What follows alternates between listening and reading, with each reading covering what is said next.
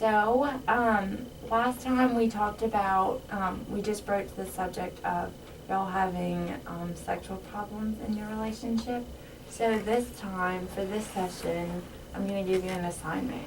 I'm going to see like how y'all feel comfortable with it. Last session you said you would be open to trying some different sexual assignments. So I feel like we've gotten to the point in therapy where y'all are comfortable with that. Is that fine? And then if not, we'll just start over. We'll just go to something else. Okay, so this is called sensate focus. It's basically to help you get in touch with your partner's body, just feeling comfortable with it, and then also just getting used to being touched by your partner. So whatever you do, the goal for this exercise is not intercourse, okay? So what's going to happen is for the first 40 minutes, Bridget, you would totally relax. You can be laying down.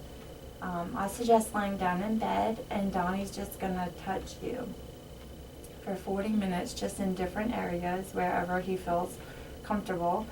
And the focus for this is it's on, he's going to be focusing on making a connection with you, and always respectfully. Like if you don't want to be touched in a certain area, or if you are not comfortable with it, you just stop him at any point. So it's very respectful, but it's forming that connection, and also just seeing what feels good to him, what's pleasurable to you, and then also just exploring. So you're exploring Bridget's body, just seeing what you feel comfortable with, and forming that connection. So then after you do that for 40 minutes, y'all are going to switch, and then you do the same thing to Donnie. Okay? Mm-hmm. All right. Okay, next video. So, this is a week later, after we gave the last sensate focus exercise. I'm just curious, how did it go for you? No, you're shaking your head, it wasn't good? It was awful. Oh, really? Oh, I'm sorry to hear that. Just, It was awful. What happened? I don't even want to hold hands. I mean, just like, I don't know what it is, just anytime I'm touched at all, Mm-hmm. I just have these flashbacks to, to the rape when I was in my early 20s. I don't know how to get past it. It's Mm-hmm. totally interfering with everything. So it just takes over. It just disgusts me. Mm-hmm. So did he move towards you? Did he actually touch you? Or I mean, he was just like before holding my even, hand and then was like touching my shoulder, and I was like, oh, that's enough. Nothing. Okay.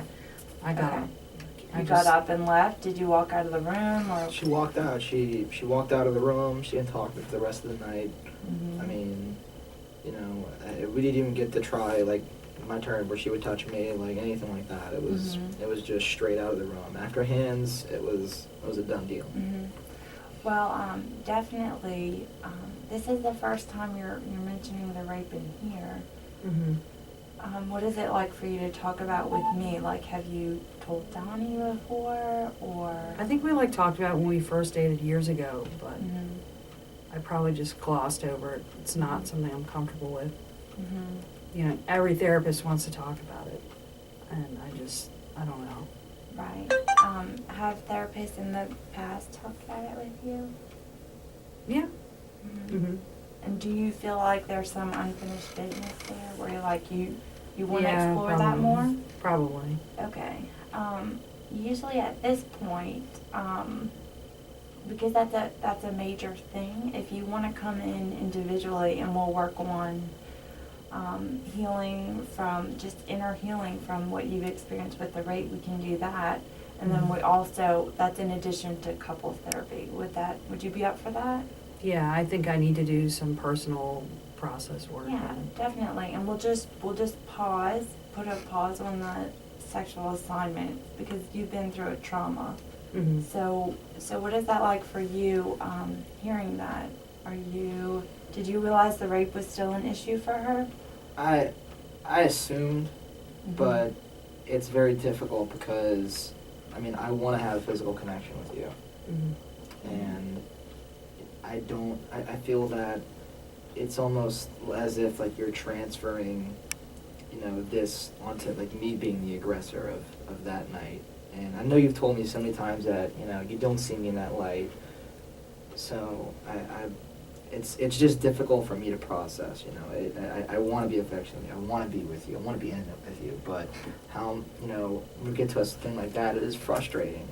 So, but I'm really proud of you from being able to bring this up in this setting and not, you know, and actually go forth and wanting to do work. So, you know, whatever that you need, I'm supportive of you.